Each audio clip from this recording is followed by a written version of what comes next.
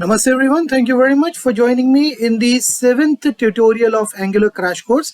Here we will talk about life cycle of hooks. So, on this page you can find all the types of hooks you can implement in Angular, right? So let's just see how can we use this hook with name ng on init, right? So we have to come on the code and let me open the front end also on the browser. Fine. So here for implementing the hooks we need to write implements, and then we can write the name of the hook.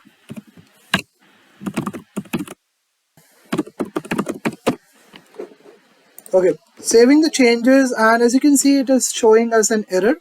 Why is it so? Because we haven't imported it yet, so we need to put it in the import section, and then we have to create a function for that hook also. How can we do that? We need to write ng on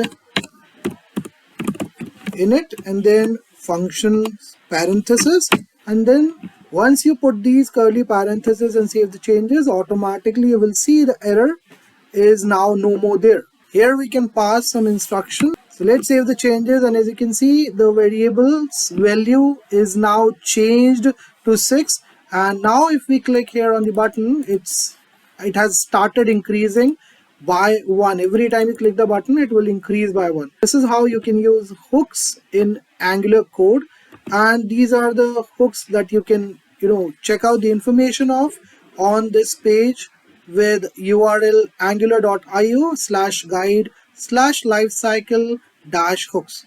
This is it from my side in this lecture. I'll see you in the 8th one. Bye bye, take care, and have a great day ahead.